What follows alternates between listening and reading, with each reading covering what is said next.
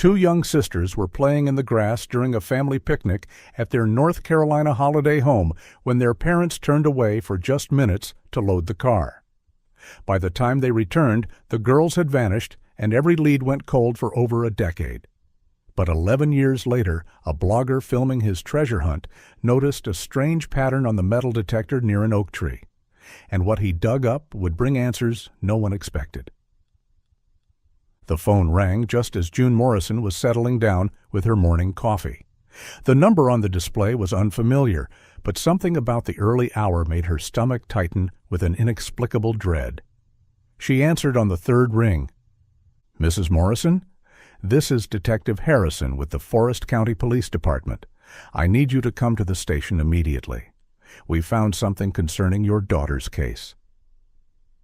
The coffee mug slipped from June's fingers, shattering on the kitchen floor. 14 years. It had been 14 years since anyone had called about Emma and Sophie. Her hands trembled as she gripped the phone tighter. "What? What did you find?" Her voice came out as barely a whisper. "Ma'am, I'd prefer to discuss this in person. Can you come to the station? It's urgent." June's husband Marcus appeared in the doorway, alarmed by the crash. She met his eyes, and he immediately understood. After all these years, they could still communicate volumes without words when it came to their daughters. During the drive to the police station, June's mind drifted back to that horrific day 14 years ago. July had been unseasonably warm, perfect for their annual trip to the holiday home. The girls had been so excited. Emma, only 4, clutching her favorite stuffed rabbit, and Sophie, 7, and already trying to act grown up, carefully packing her special thermos bottle, the stainless steel one with butterfly stickers she'd decorated herself. The picnic had been idyllic at first. They'd spread their blanket in the usual spot, close enough to the forest edge that the tall pines provided shade, but far enough that they could watch the girls play in the open grass. Sophie had been teaching Emma how to do cartwheels, both of them giggling as Emma's chubby legs went every direction but up. "I'll start cleaning up," June had told Marcus, beginning to gather the paper plates and leftover sandwiches. He'd joined her, both of them making trips back to the car with the cooler and picnic supplies. It couldn't have been more than 10 minutes, 15 at most. When they'd returned for the blanket, the girls were gone. At first, they'd called out casually, "Sophie, Emma, time to go." But as the silence stretched on, casual calling became frantic, screaming. They'd searched the immediate area, then called the police. Search teams combed the forest for weeks. Volunteers from 3 counties joined the effort. But it was as if the earth had simply swallowed her daughters whole. Detective Harrison was waiting for them in the station lobby, his face grave. He was younger than the detective who'd handled the original case, but his eyes held the same mixture of professional distance and genuine sympathy. "Mr. and Mrs. Morrison, please come with me." He led them to a small conference room where another detective waited. On the table was an evidence box, sealed and labeled. June's legs felt weak as she sank into a chair. 3 days ago, a blogger named Mike Garrett was in the forest with his metal detector, Detective Harrison began. He runs a treasure hunting channel online, posts videos of his finds. He was searching near the old growth section when his detector went crazy near a large oak tree. The detective pulled out a photograph showing a metal detector's digital display. The red numbers showed 99, an extremely high reading. He thought he'd found something valuable, maybe old coins or relics. The signal was so strong he spent hours digging carefully. What he found. Harrison paused, clearly struggling with how to continue. He found human remains. And this? With gloved hands, the detective lifted a clear evidence bag from the box.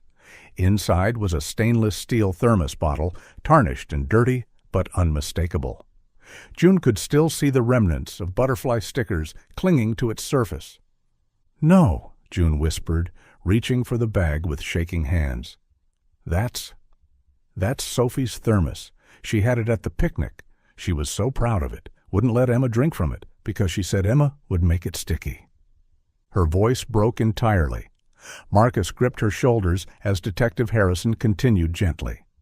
There were also fabric remnants consistent with clothing, green gingham pattern. Sophie's favorite dress, the one she'd insisted on wearing to the picnic, even though June had suggested shorts might be better for playing. But Sophie had loved how the skirt swirled when she spun. We were able to recover enough remains for identification. The dental records confirm it's Sophie. The room spun. June heard herself sobbing from very far away, felt Marcus's arms around her, but couldn't quite connect to the sensation. Her 7-year-old daughter, her bright, bossy, beautiful Sophie, had been lying in the cold ground just miles from where they'd searched. All these years of hoping, of imagining elaborate scenarios where both girls had been taken but kept alive, cared for by someone who just wanted children of their own. This changes everything, Detective Harrison said softly. This is no longer a missing persons case. It's a homicide investigation. We're reopening everything, re-examining every lead, every person who was interviewed 14 years ago. What about Emma? Marcus asked, his voice rough. Was there any sign of Emma? Not at this location, but we're expanding the search immediately. Every available resource is being deployed. We're going to comb every inch of that forest. If Emma is... He paused, choosing his words carefully. If there's anything to find, we'll find it. You think she could still be alive, June said, reading between the lines. If someone took them and only Sophie is buried there, then maybe Emma. We can't rule anything out at this point, Detective Harrison said. That's why we need your help. We need you to stay in the area while we conduct the search. Can you do that? I know you live 3 hours away now, but... The holiday home, Marcus interrupted. We still own it. We couldn't bear to sell it, but we haven't been back since. We can stay there. Detective Harrison nodded. That would be helpful. We'll need to go over everything again. Everyone who was there that day, anyone who knew your routine, anyone who showed unusual interest in the girls or the case. I know you've been through this before, but with this new evidence, something might click that didn't seem significant before. June stared at the evidence bag containing Sophie's thermos. Such a small thing to have triggered such a massive discovery. She thought of Mike Garrett, the treasure hunter, expecting to find old coins or jewelry, instead uncovering every parent's worst nightmare. The metal detector reading 99, searching for treasure and finding tragedy instead. When can we see her? June asked quietly. Sophie. When can we... The medical examiner still needs to complete the full examination, but yes, once that's done, we can arrange for you to say goodbye properly. 14 years of not knowing had ended with the worst possible answer for Sophie. But as June gripped Marcus's hand, she felt a tiny spark of something she'd thought was lost forever. Hope. If someone had kept Emma, if there was even the smallest chance her baby girl was still alive somewhere, they had to try. We'll go to the house today, June said, standing on unsteady legs. And Detective Harrison? Thank you for calling us yourself, for handling this with such care. The detective nodded. We're going to find out what happened to your daughters, Mrs. Morrison. I promise you that. The gravel driveway crunched under their tires as Marcus turned onto the familiar path. June's breath caught in her throat as the holiday home came into view through the pine trees. It looked exactly the same. The weathered wood siding, the wraparound porch where the girls used to play board games on rainy days. The tire swing still hanging from the old maple tree, its rope now frayed and gray with age. Marcus cut the engine, and they sat in silence for a moment. Neither wanted to be the first to open the door, to break the seal on this time capsule of their former life. We don't have to do this, Marcus said quietly. We could stay at a hotel in town. June shook her head. The detective said they might need us at any moment, and if Emma is out there somewhere, I want to be close. The front door stuck slightly, swollen with years of neglect. When it finally gave way, the musty air rushed out to meet them. Dust motes danced in the afternoon sunlight, streaming through the windows. Everything was exactly as they'd left it on that last frantic night 14 years ago, when they'd finally given up waiting by the phone and returned to the city, unable to bear another moment in the house that echoed with their daughter's absence. June moved through the rooms like a ghost. The living room still held the family photos on the mantel, their last Christmas together, Sophie missing her 2 front teeth and Emma covered in cookie frosting. A beach vacation from the year before, both girls building sandcastles with intense concentration. In the kitchen, her heart seized. Emma's drawings were still pinned to the refrigerator with alphabet magnets. Crude crayon figures labeled MAMA and DADA and SOFE in Emma's 4-year-old handwriting. A drawing of their house with disproportionately large flowers and a smiling sun. June traced the waxy lines with trembling fingers. "The search teams are gathering at the ranger station," Marcus said gently, touching her shoulder. "We should check in, let them know we're here." The ranger station sat at the forest's edge, now transformed into a command center. Police vehicles, volunteer cars, and news vans crowded the usually empty parking lot. Yellow tape sectioned off areas, and uniformed officers directed the organized chaos. That's when June saw him. Park Ranger Mitchell stood near a folding table, covered in maps, gesturing to a group of volunteers. His hair was grayer now, his uniform stretched tighter across his middle, but his bearing was unmistakable. The same overly helpful demeanor, the same way of inserting himself at the center of everything. June's skin prickled with the same unease she'd felt 14 years ago. Mitchell had been the ranger on duty that day, the last official to see her girls alive when he'd done his rounds through the picnic area. During the initial search, he'd been everywhere, coordinating volunteers, suggesting search patterns, offering theories. Too involved, she'd thought then. Too interested in every detail of their family routine, asking questions that seemed to go beyond professional duty. She watched him now as he directed volunteers through the forest grid patterns. His finger traced across the map, and she noticed something that made her stomach tighten. He was steering teams away from the northern section, just as he had during the original search. "That area's too dangerous," she heard him telling a group of eager volunteers. "Unstable ground, old mining shafts. We'll keep to the established trails for now." But June remembered that area. They'd hiked there with the girls many times. There were no mining shafts, no unstable ground, just dense forest and a few rocky outcroppings that Sophie had loved to climb. "Detective Harrison?" June approached the detective, who was conferring with other officers. "Can I speak with you for a moment?" She pulled him aside, glancing back to make sure Mitchell couldn't overhear.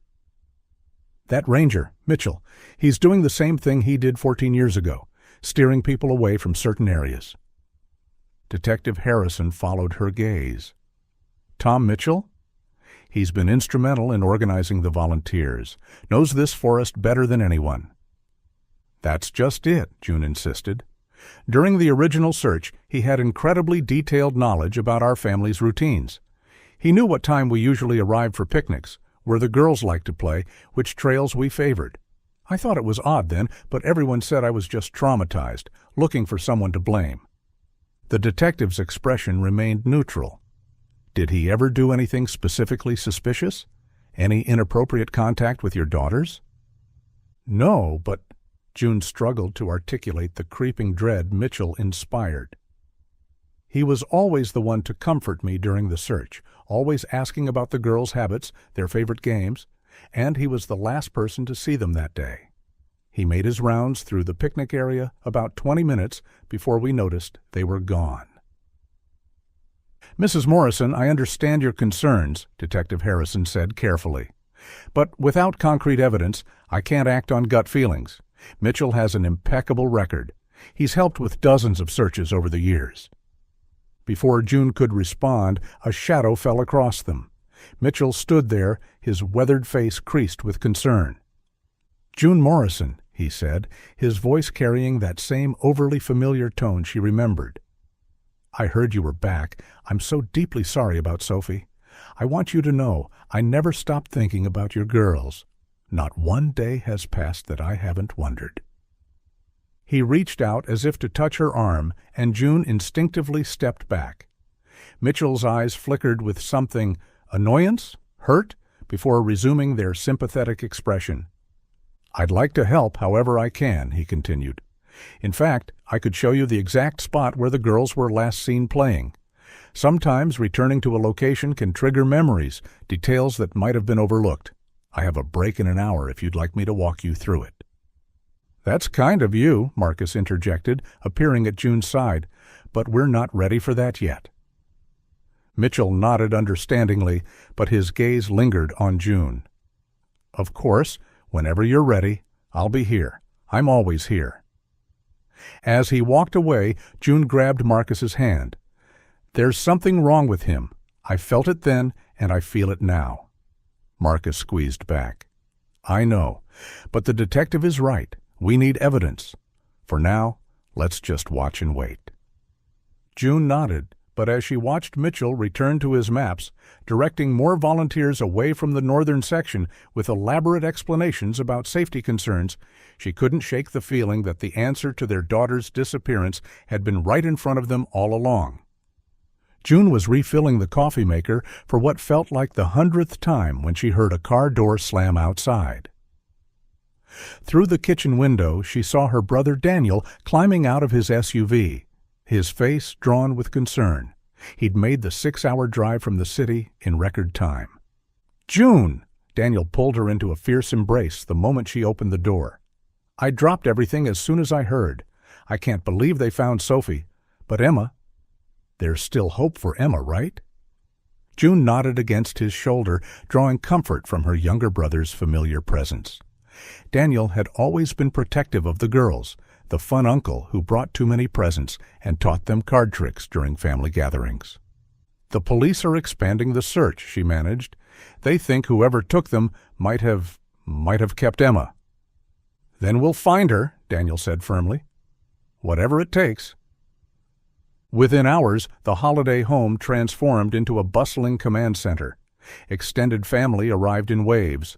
Cousins June hadn't seen in years, Marcus's sister from the coast, old friends who'd helped search 14 years ago. The quiet, dusty rooms filled with voices, supplies, and an energy born of both grief and hope. June's aunt coordinated food for the search volunteers, commandeering the kitchen with military efficiency. Neighbors brought casseroles and coffee urns. Someone set up a phone tree. The dining room table disappeared under maps, each section marked with grid coordinates and assigned search teams.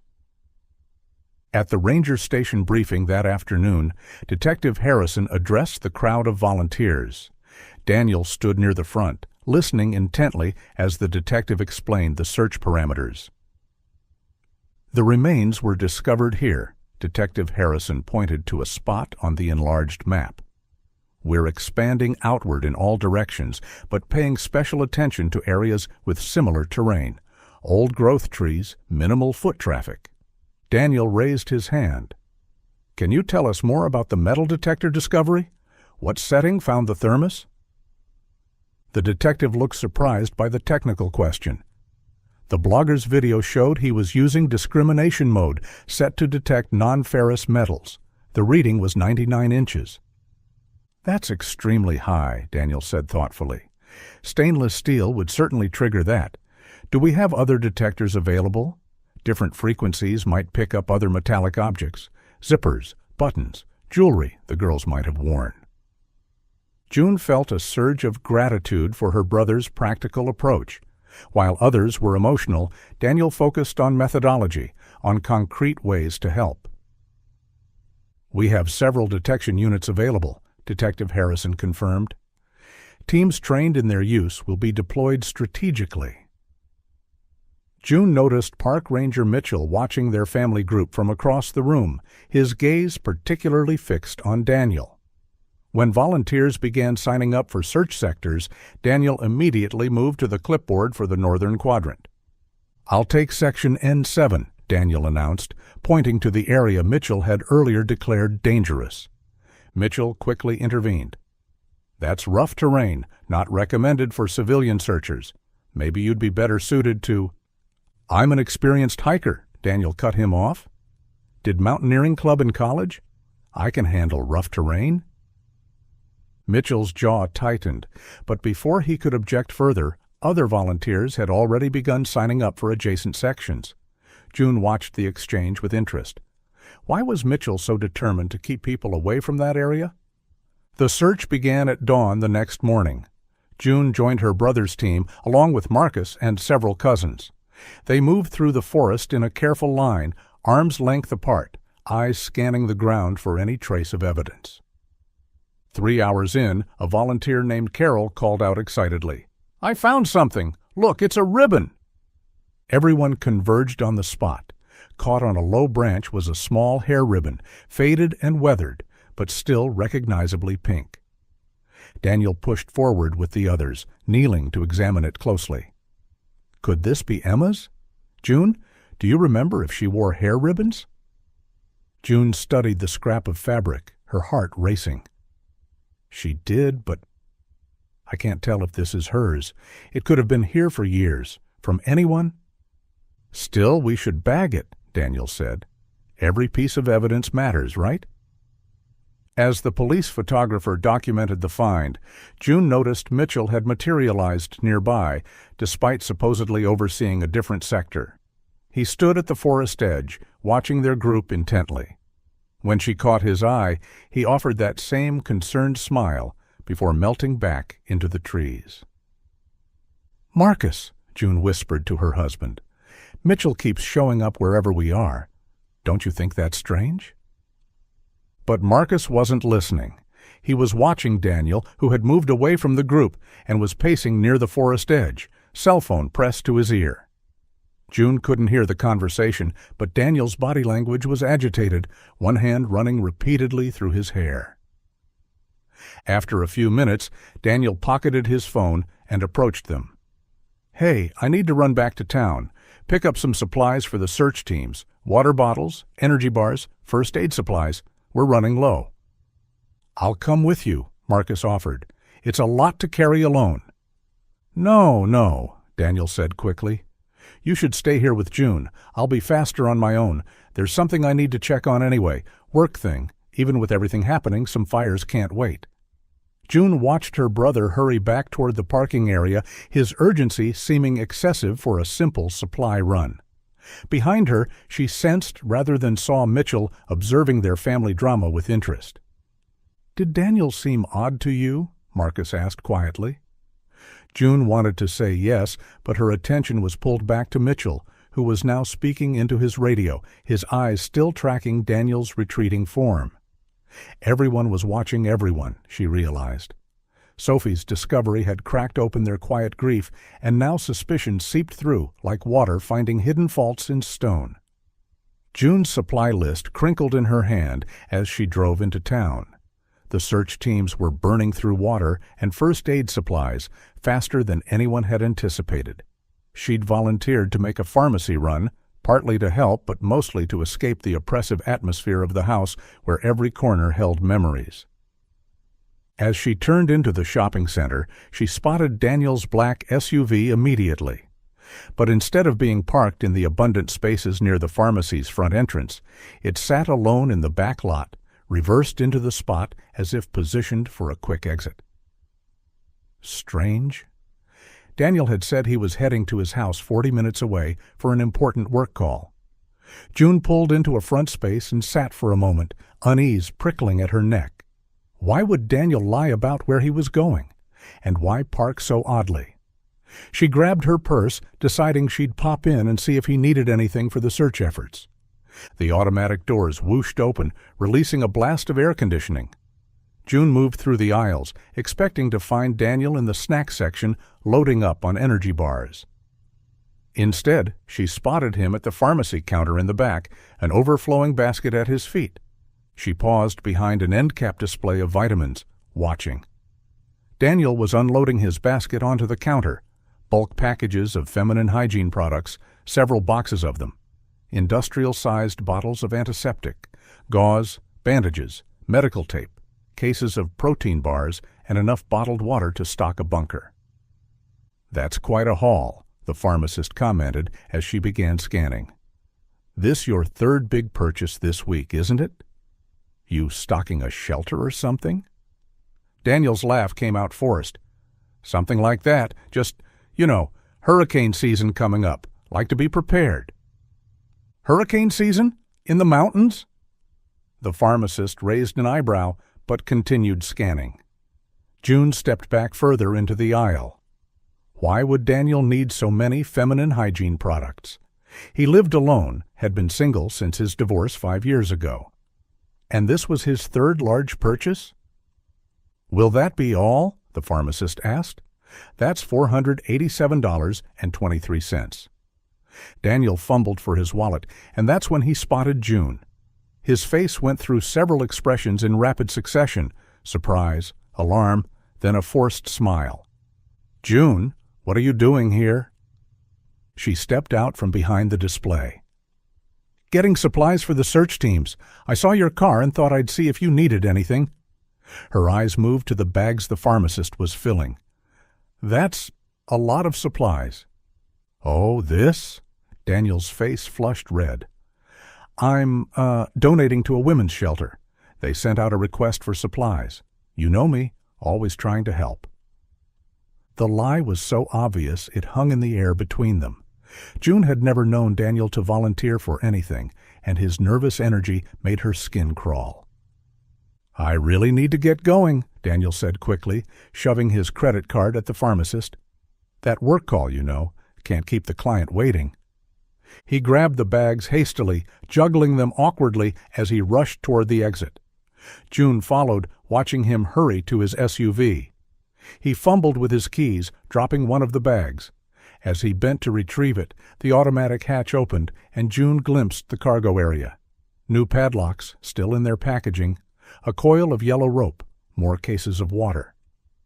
Daniel threw the bags in quickly and slammed the hatch, but not before June saw everything. He climbed into the driver's seat without another word, peeling out of the parking lot fast enough to leave tire marks. That evening, June couldn't concentrate on anything. She picked at the casserole someone had brought, pushing it around her plate as Marcus talked about the day's search progress. "Daniel was acting so strange today," she finally interrupted. "At the pharmacy. He bought all these supplies, feminine products, medical supplies, enough food and water for months, and there were padlocks in his car. Rope?" Marcus set down his fork. "Maybe he's seeing someone he hasn't told us about." "You know how private Daniel can be about his relationships." "Marcus, he was buying bulk feminine hygiene products, cases of them. And the pharmacist said it was his third big purchase this week. Who needs that much?" "I don't know, June. Everyone's on edge. Maybe he's just—" "And he keeps asking about police procedures," June continued. "Today he wanted to know about evidence collection, chain of custody. Yesterday it was about how long DNA lasts in different conditions. Why would he need to know that?" Marcus reached for her hand. "You're exhausted. We all are. Daniel's just trying to help in his own way, maybe over-preparing because he feels helpless, like we all do." June wanted to believe him, but as she lay in bed that night, she couldn't stop thinking about the supplies in Daniel's car, his guilty face when she'd caught him at the pharmacy, the way he'd fled like a man with secrets to hide. Everyone was watching Park Ranger Mitchell, but what if they were looking in the wrong direction? June stared at the ceiling, watching shadows from the pine trees outside dance across the old wooden beams. Beside her, Marcus's breathing was deep and even, but sleep eluded her completely. Every time she closed her eyes, she saw Daniel's guilty face at the pharmacy, the padlocks in his car, the way he'd fled like a criminal caught in the act.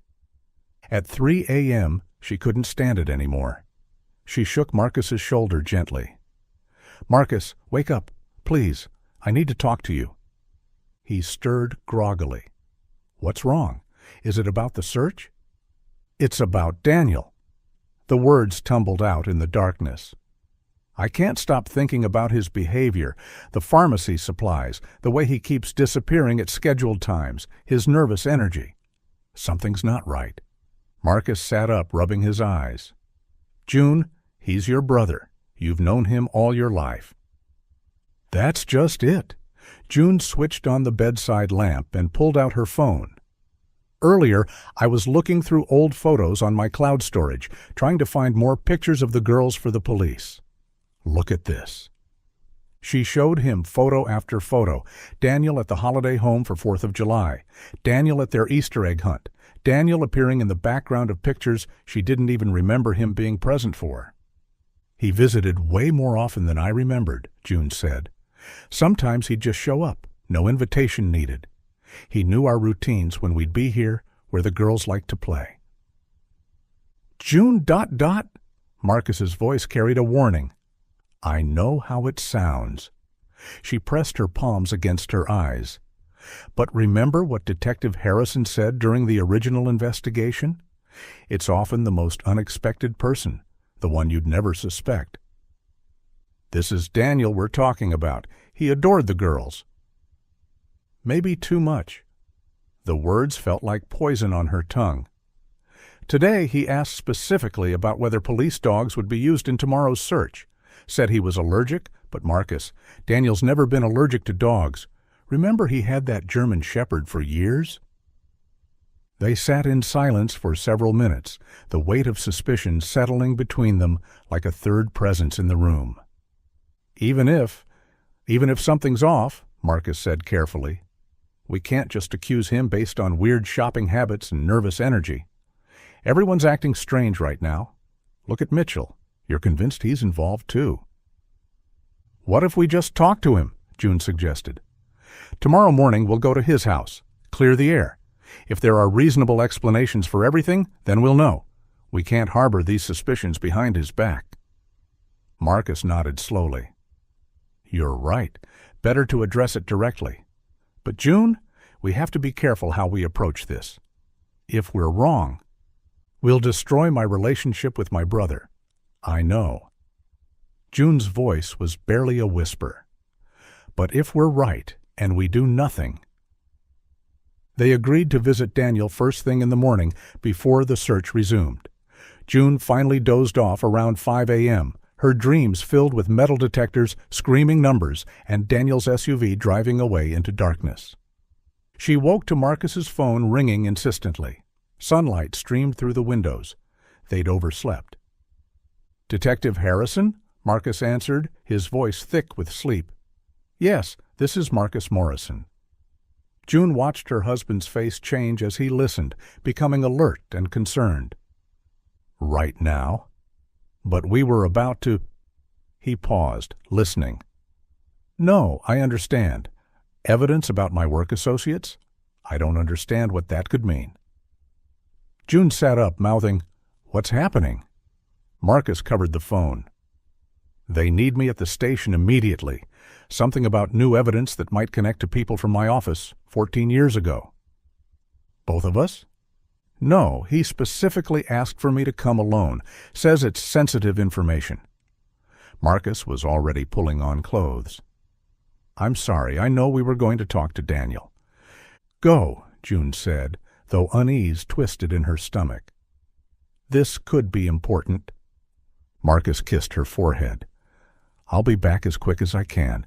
Maybe wait for me before going to Daniel's?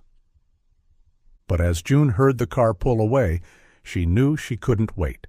The questions were eating her alive. She'd go to Daniel's house just to talk. What harm could there be in talking to her own brother? She dressed quickly, trying to ignore the voice in her head that whispered warnings. Daniel was family. There had to be innocent explanations for everything. There had to be. June pulled into Daniel's driveway, her hands trembling slightly on the steering wheel. His house sat on 5 acres of wooded property their father had left him, far enough from neighbors that privacy was absolute. She'd always thought it strange that Daniel chose such isolation after his divorce, but now the seclusion felt ominous. Daniel answered the door still in his pajamas, clearly surprised. "June?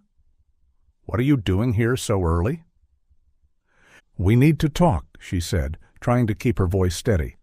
"About yesterday. About everything." His expression shifted to concern. "Of course. Come in. I'll make tea." She followed him through the familiar rooms, photos of family gatherings lining the hallway. There she was with baby Emma. There were the girls with Daniel at Christmas, normal family photos that now felt tainted by her suspicions. In the kitchen, Daniel filled the kettle, his movements precise and controlled. "I know I've been acting strangely," he said without turning around. "This whole situation with Sophie, the search for Emma, it's bringing up a lot of emotions." June made a non-committal sound, her eyes scanning the kitchen. That's when she saw them, receipts scattered on the counter near his laptop. She moved closer while Daniel busied himself with mugs and tea bags.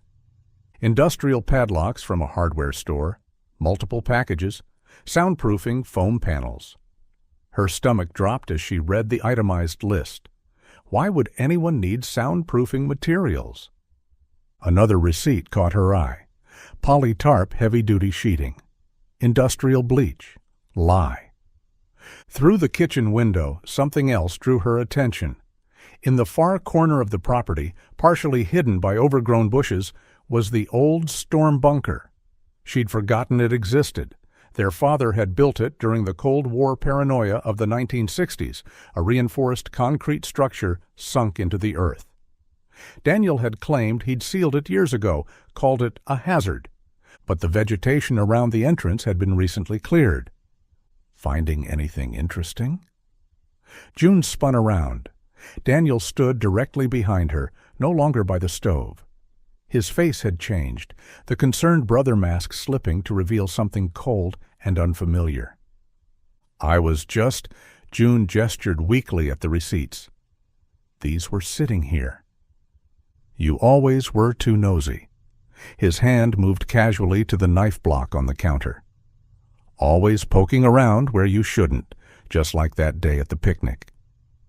What? June's mouth went dry. You should have been watching them. His fingers wrapped around the handle of a large kitchen knife. Instead, you were so focused on cleaning up, making everything perfect, back and forth to the car, leaving them alone. Daniel, what are you saying? They were so beautiful, June, so perfect and innocent. I watched them grow every visit, every family gathering. Emma with those big brown eyes. Sophie so smart and spirited. His voice had taken on a dreamy quality that made her skin crawl. They were meant to be preserved like that, protected, kept safe from the ugly world. June edged toward the door. I need to call Marcus. Daniel moved faster than she expected, blocking her path. The knife glinted in his hand. You're not going anywhere. You always ruin everything, always have to meddle. Daniel, please. They were mine. He exploded, spittle flying from his lips. I love them more than you ever could. You and Marcus, so careless with such precious gifts. That day at the picnic, when I saw them alone, it was like fate. The perfect moment I'd been waiting for. June's legs threatened to buckle. You took them. You took my babies. I saved them. His face twisted with self-righteous fury. Saved them from growing up in this filthy world, from becoming disappointed and bitter like everyone else.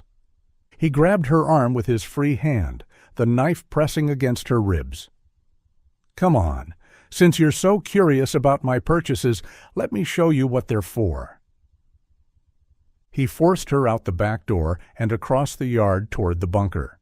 June's mind raced, looking for escape, but Daniel kept the knife pressed firmly against her side. 14 years I kept her perfect, he rambled as they walked. My little Emma. Sophie was too difficult, too strong-willed, always crying for you. But Emma? Emma was young enough to forget, to learn that Uncle Danny was her whole world now. He fumbled with a heavy padlock on the bunker door, then shoved it open. Concrete steps led down into darkness. The smell of damp earth and something else, human occupation, wafted up. "Move," he ordered, forcing her down the steps. Battery-powered LED strips provided dim illumination. As June's eyes adjusted, the horror of what she was seeing struck her like a physical blow. The space had been converted into a living area, if it could be called living. A chemical toilet in one corner, stacks of canned goods and water cases along one wall, a small bed with leather restraints attached to the frame. And in the far corner, huddled on a pile of blankets, was a young woman. "Uncle Danny?" The voice was high, childlike despite coming from an 18-year-old body. "Who is she? I don't like strangers." June's knees gave out. Even after 14 years, even with hollow cheeks and tangled hair, she knew that face. "Emma," she whispered. Emma cocked her head, confused. "How does she know my name, Uncle Danny?" "You said no one else knows about me. You said I'm your secret special girl." The bunker door slammed shut above them, Daniel's footsteps heavy on the stairs as he descended with the knife still in hand. The bunker door slammed shut with a metallic clang that reverberated through June's bones. She heard the padlock click into place, then Daniel's footsteps pacing on the ground above, back and forth, like a caged animal. His muffled voice drifted down, words indistinct but tone agitated, arguing with himself. June turned to her daughter, her baby girl, now a young woman she barely recognized. Emma had pressed herself deeper into the corner, arms wrapped around her knees, making herself as small as possible. "Emma, sweetheart," June said softly, inching closer. "It's okay. I'm not going to hurt you." "Uncle Danny doesn't like when I talk to strangers," Emma whispered, her voice high and sing-song, frozen in childhood. "I'm supposed to stay in my corner unless he says different. Are you the police?" "Uncle Danny says the police want to take me away and hurt me." June's heart shattered. "No, baby, I'm not the police. I'm—" She couldn't say it. How could she explain she was the mother Emma had been trained to forget? She reached out slowly, but Emma flinched violently, pressing against the concrete wall. "No touching! Uncle Danny says no one else can touch me. Only Uncle Danny. I'm his special girl." The programmed responses, the childlike speech patterns from an 18-year-old mouth, it was grotesque. June could see the years of conditioning in every gesture, every word. Her little girl had been systematically broken and rebuilt into Daniel's twisted fantasy. Above them, the pacing stopped. June heard the padlock rattle, then the door creaked open. Sunlight flooded down the stairs, silhouetting Daniel's form. He descended slowly, and June's blood froze when she saw what he carried. A blue polytarp, the kind used at construction sites, a coil of rope. His movements were resigned now, methodical. "Time to go, Emma," he said, his voice eerily calm. "We're going to take a trip to the forest." "The forest?" Emma perked up slightly. "Are we going to see the birds? You promised we could see birds someday." "That's right." Daniel moved toward her, and June saw the terrible purpose in his eyes.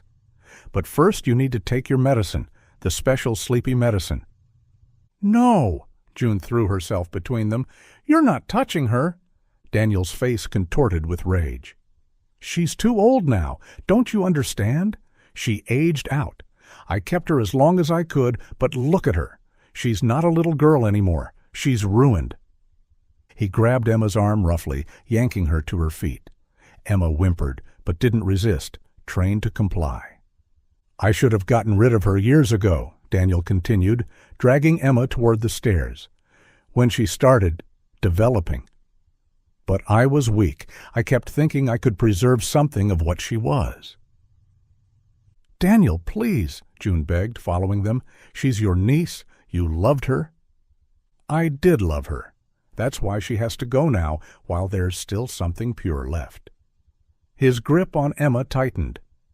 "Sophie understood too much. Always crying, always fighting. I had to silence her after just a few months. But I was smart about it." He paused on the stairs, a horrible pride creeping into his voice. I buried her near the holiday home on purpose, far enough from here that no one would connect it to me, but close enough that when she was eventually found, everyone would assume both girls died together. The perfect misdirection. It bought me 14 more years with Emma. My husband will be back any moment, June said desperately. The police will be looking for me. Daniel laughed, a bitter sound. Marcus? At the police station? That'll take hours. All that paperwork, all those questions about his supposed work connections. Amazing what an anonymous tip can do. Plenty of time to drive Emma to the forest, bury her properly, then come back and deal with you. He continued up the stairs, dragging the confused Emma, who kept asking about the birds they were going to see. June felt a fury building inside her, unlike anything she'd ever experienced. Not her baby. Not again. As Daniel reached the top of the stairs, struggling to manage Emma and the tarp, June launched herself at him with primal ferocity. She slammed into his back, causing him to stumble forward. His grip on Emma loosened, and more importantly, the hunting knife he'd tucked in his belt clattered to the concrete floor. June dove for it as Daniel tried to regain his balance. Her fingers closed around the handle just as he realized what had happened. "You bitch!" He lunged for her, but June was already moving, adrenaline giving her speed she didn't know she possessed. She burst up the stairs and into the house, Daniel's footsteps pounding behind her. The landline phone sat on the kitchen counter. She grabbed it, fingers flying over the keypad. 911? What's your emergency? This is June Morrison. I'm at 445 Woodside Drive. My daughter Emma is here, the missing girl from 14 years ago. My brother Daniel Morrison kidnapped her. He's the kidnapper. Send police now. Daniel skidded to a stop in the kitchen doorway, his face cycling through emotions as he realized she'd already connected to emergency services. The dispatcher was asking questions, but June just kept screaming the address and that her kidnapped daughter was in the bunker. For a moment, Daniel stood frozen. Then his survival instinct kicked in. He turned and ran, grabbing his car keys from the hook by the door. June heard his SUV engine roar to life, tires spraying gravel as he peeled out of the driveway. "He's fleeing," June told the dispatcher. "Black SUV, license plate ... But she couldn't remember it. "My daughter's in the bunker behind the house. She's alive. Please hurry." Dropping the phone, June ran back to the bunker. Emma hadn't moved from the stairs, standing confused where Daniel had left her. "Where did Uncle Danny go?" she asked plaintively. "He said we were going to see birds." June gathered her daughter in her arms, feeling how thin she was beneath the oversized clothes. Emma stood rigid, uncomfortable with the contact, but not fighting it. "It's okay," June whispered over and over. "You're safe now. You're safe." The sirens came quickly, growing louder until they filled the air. Police cars poured into the driveway, officers emerging with weapons drawn until June called out that Daniel had fled. She helped Emma up the stairs and into the daylight. Her daughter raised a pale hand to shield her eyes, squinting in the brightness she rarely saw. "Ma'am, I'm Detective Harrison." The detective approached carefully, taking in the scene. "Is this Emma?" "When is Uncle Danny coming back?" Emma asked him. "He said we were going somewhere. I don't like when plans change." Detective Harrison's face went professionally blank, but June saw the horror in his eyes. He called for ambulances while more officers arrived. 2 descended into the bunker, and June heard one of them curse violently. The younger officer emerged moments later, his face green, stumbling to the bushes to be sick. Detective Harrison continued documenting the scene, his movements grim and methodical. The restraints on the bed, the scratch marks on the concrete walls, some old, some fresh. The calendar where Daniel had marked off days with notes June couldn't bring herself to read. When the paramedics arrived, they approached Emma slowly, speaking in calm voices. She kept asking for Uncle Danny, wondering if he was angry with her, if she'd done something wrong. "You didn't do anything wrong," one paramedic assured her while checking her vitals. You've been very brave." "Uncle Danny says I'm brave when I take my medicine without crying," Emma replied. "Am I going to take medicine now?" That's when Marcus's car screeched into the driveway. He jumped out, wild-eyed, having heard something on the police scanner. When he saw Emma, alive, standing, but so changed, he broke down completely. "Emma!" he sobbed. "Oh, God, Emma!" Emma tilted her head at him. "Who is that man? Why is he crying? Uncle Danny doesn't like crying. He says it's ugly." The paramedics gently guided both June and Emma toward the ambulance, explaining they needed to go to the hospital for examination. Emma went willingly, still asking when Uncle Danny would come back, if he'd be at the hospital, if she'd been a good girl. As the ambulance doors closed, June held her daughter's hand, her living, breathing daughter who didn't know her at all. The emergency room buzzed with controlled chaos as June was wheeled in alongside Emma. Nurses descended immediately, voices calm but urgent. They separated them. June to one treatment bay for her bruises and shock, Emma to a secure psychiatric room where specialists waited. "I need to stay with her," June protested as they applied blood pressure cuffs and checked her injuries. "Ma'am, your daughter needs specialized care right now," the nurse explained gently. "Dr. Patel is our best trauma psychologist. She'll help Emma feel safe." Through the doorway, June could hear Emma's voice, high and confused. "Where's Uncle Danny?" "He doesn't like hospitals. He says doctors want to steal our secrets." Dr. Patel's response was too quiet to hear, but her tone was soothing, measured. June closed her eyes, gripping the bed rails as a doctor examined the bruises on her arms where Daniel had grabbed her.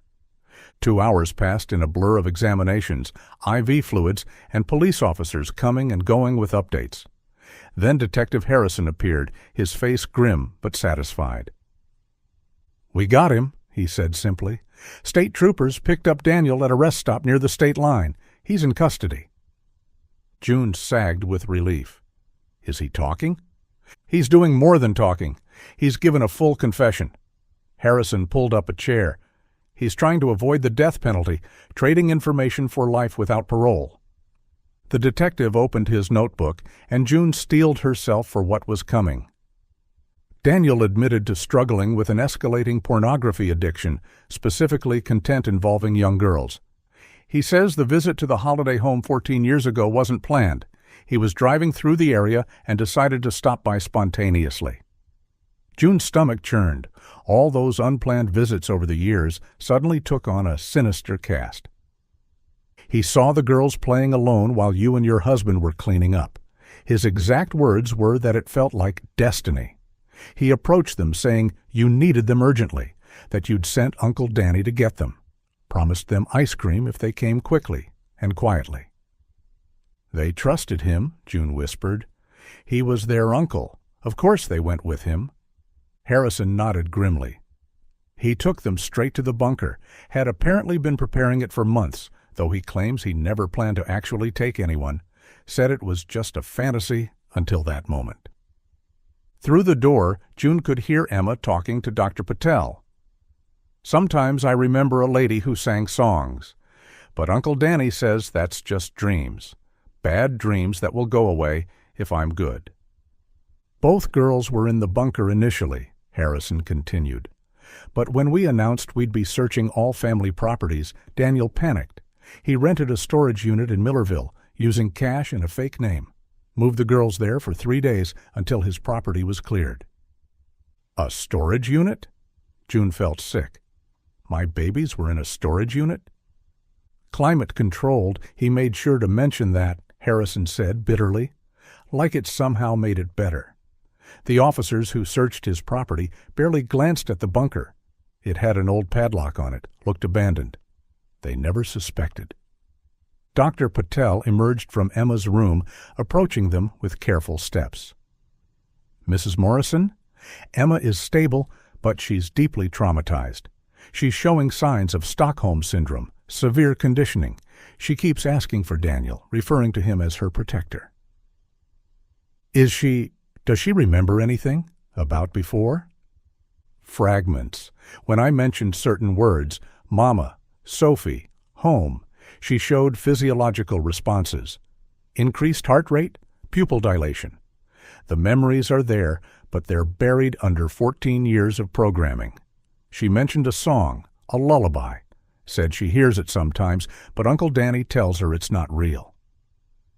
Detective Harrison cleared his throat. There's more about Sophie. Daniel says she never adjusted like Emma did, kept trying to escape, constantly asked for you. After about 4 months, when the intensive searches had died down, she managed to break the lock on the bunker while he was at work. She made it to the forest before he caught her. June covered her mouth, imagining her brave 7-year-old running desperately through the trees. He says he panicked, hit her with a rock, claimed it was an accident, but Harrison shrugged. He buried her near the Holiday home deliberately, knew the area had high iron content in the soil that would trigger metal detectors eventually. Included her thermos to ensure identification when she was found. He planned for her to be found. He figured it would close the case. Everyone would assume both girls died together, stop looking for Emma. He called it insurance. A commotion in the hallway drew their attention. Marcus had arrived, still in the clothes he'd worn to the police station, his face haggard. When he saw June, he rushed to her. Is it true, Daniel? How could... God, June, my own brother-in-law? Detective Harrison stood. I'll give you folks some privacy, but Mrs. Morrison, there's one more thing. We found supplies in Daniel's car, tarps, shovels, lye. Based on his purchases and movements, we believe he was planning to kill Emma tonight. You saved her life by showing up when you did. The weight of that settled over them as the detective left. Their daughter had been hours from death. She's aged out, June said numbly. That's what he said. She aged out of his attraction. Dr. Patel returned. Would you like to see Emma now? We've sedated her lightly. She was becoming agitated, but she's awake. They followed her to Emma's room. Their daughter lay in the hospital bed, looking so small despite her 18 years. Her eyes tracked their movement, but showed no recognition. Emma, June said softly, it's Mom and Dad. Emma's brow furrowed. I don't have those. Uncle Danny says I'm special because I only need him. June sat carefully on the bed's edge, fighting tears. She began to hum softly, the lullaby she'd sung every night when Emma was small, the one about mockingbirds and diamond rings. Emma's eyes widened slightly. Her breathing changed. That song, she whispered. I know that song, but it makes Uncle Danny angry when I hum it. June kept humming, reaching slowly for Emma's hand. Her daughter didn't pull away, but didn't grasp back either. Marcus stood on the other side of the bed, tears streaming down his face. The lady in my dreams sings that song, Emma said, her voice becoming drowsy from the sedation. The pretty lady who smells like flowers, but she's not real. Uncle Danny says she's not real. She's real, baby, June whispered. I'm real. Emma's eyes started to drift closed, but June felt it, the slightest squeeze of her fingers. Just a reflex, maybe, or muscle memory from a time before the bunker. But it was something. June kept humming the lullaby, the same one from 14 years of empty nights, while machines beeped softly around them. Emma's breathing evened out, and every few minutes, when June reached the chorus, she felt that tiny squeeze again. Her daughter was in there somewhere, buried under years of trauma and conditioning. It would take time, maybe years, to find her again. But she was alive. After 14 years of not knowing, of imagining the worst, Emma was alive and lying in a hospital bed, occasionally squeezing her mother's hand to the rhythm of a half-remembered song. Outside the room, Detective Harrison was coordinating with other officers, building an airtight case against Daniel. Somewhere in a county jail, her brother sat in a cell, his 6 secrets finally exposed. And somewhere in a forest, searchers were still combing the ground, making sure there were no other secrets buried in the earth. But in this moment, in this hospital room, June held her daughter's hand and sang softly while Marcus wept, and Emma drifted between sleep and waking, occasionally responding to her mother's voice with the slightest pressure of her fingers against June's palm.